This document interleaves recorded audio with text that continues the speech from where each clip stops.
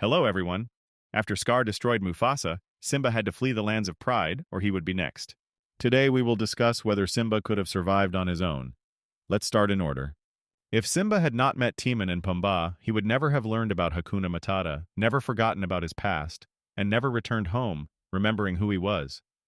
If he hadn't found a friend or friends, I'm sure he would have become lonely and feral or trusted no one, at least for a while. That may have lasted until Rafiki showed up. It's also unknown if Simba would have talked to him or if Rodita would have killed him.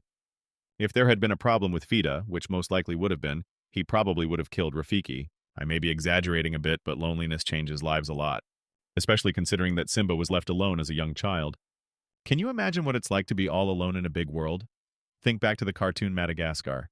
Alex eventually got mad with hunger, started forgetting his friends, and tried to eat them up. The same thing could have happened to Simba, as there would have been no Timon and Pumbaa to tell him that you can, it turns out, eat bugs. But since we're talking about Simba surviving, he would have had to find a food source. Yes, it was such a source that he could feed off of it for years. Simba wouldn't have come home if that's how the script was going. Nala may have searched for her childhood friend and found him. In that case, Simba wouldn't be alone. But the question is whether Simba would have returned with her to Pride, or alternatively, he might have turned his back on Nala. Because he'd become a lone lion, or he could have found another Pride and become the top male there. This is the only way Simba could have come home.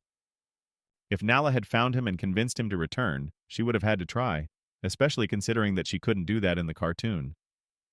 It was only because of Rafiki and his father's vision that Simba finally had an epiphany and returned to Pride.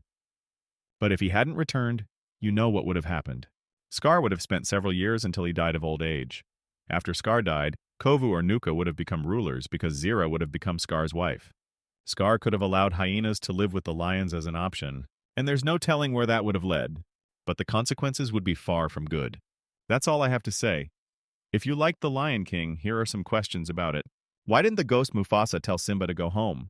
And who's the better ruler, Simba or Mufasa, and why? Write your thoughts in the comments. Have a good day, everyone, and see you all again.